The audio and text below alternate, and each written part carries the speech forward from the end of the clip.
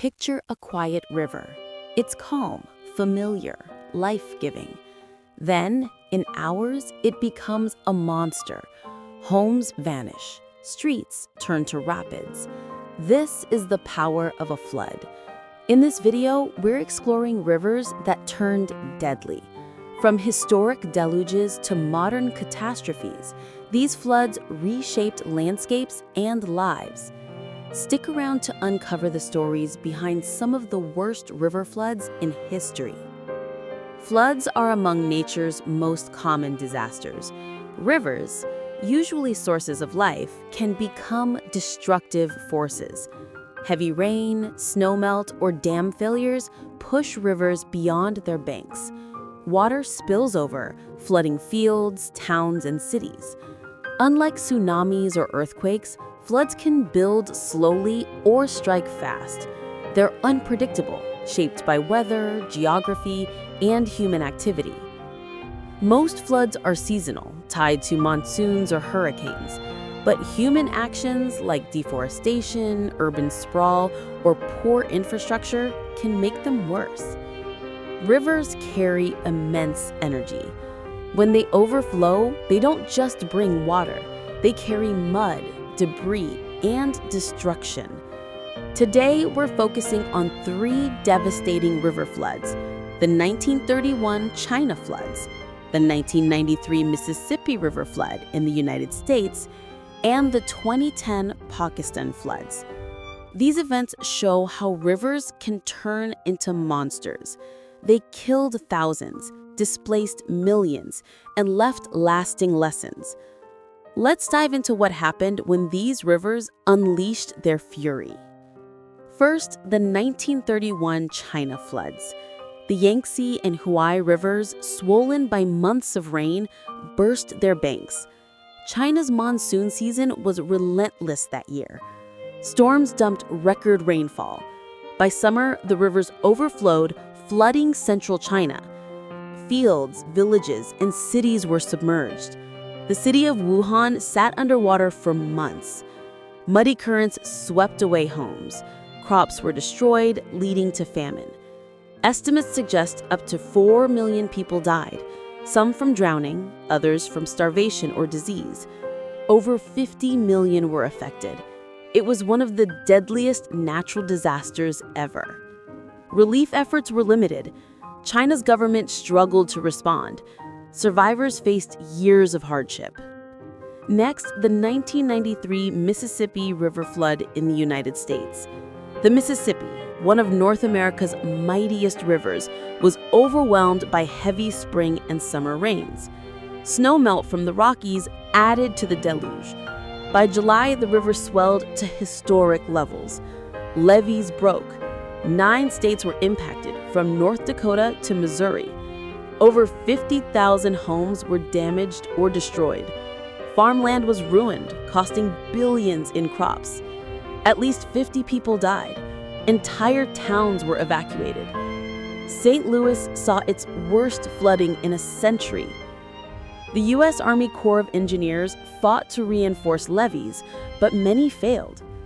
The flood lasted months, disrupting shipping and livelihoods. Recovery took years. Finally, the 2010 Pakistan floods. Monsoon rains, heavier than any in decades, struck northern Pakistan. The Indus River became a juggernaut. It burst through villages, towns, and farmland.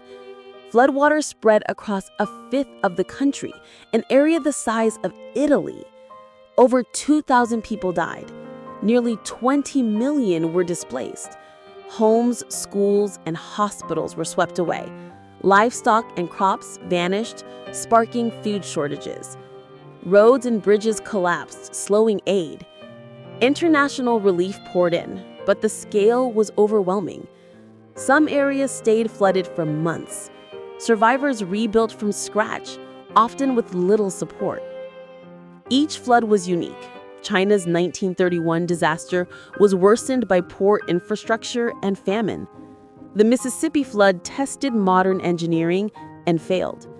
Pakistan's floods showed how climate and geography amplify destruction. but all shared a common thread. Rivers, pushed beyond their limits, became unstoppable forces. These floods weren't just tragedies. They reshaped how we approach river management. The 1931 China floods exposed the need for better flood control. After the disaster, China built dams and levees along the Yangtze. Early warning systems improved. These steps have saved countless lives since. But challenges remain, especially with growing populations near rivers. The 1993 Mississippi flood revealed flaws in relying solely on levees. Engineers learned that rivers need space to spread.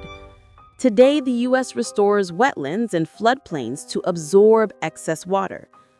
The flood also spurred better coordination between states and federal agencies. Flood forecasting improved, helping communities prepare. The 2010 Pakistan floods highlighted climate change's role. Heavier monsoons linked to warming made the disaster worse. It pushed global discussions on climate adaptation. Pakistan invested in flood barriers and early warnings, but it also showed the limits of aid in massive disasters. Developing nations often struggle to recover without sustained support. These events teach us respect for rivers. They're vital, but dangerous. Urban planning now considers flood risks more carefully. Wetlands are preserved. Dams are reinforced. Communities drill for evacuations. Yet floods remain a growing threat. Climate change brings more extreme weather. Rising populations crowd riverbanks. Understanding these disasters helps us build smarter, safer, and more resilient societies. Rivers are lifelines, but they can turn into monsters. The 1931 China floods showed the costs of unpreparedness. The 1993 Mississippi flood tested modern defenses. The 2010 Pakistan floods revealed climate's growing threat. These events reshaped landscapes, economies, and policies. They remind us to respect nature's power. If you live near a river, know your flood risk. Check local evacuation routes.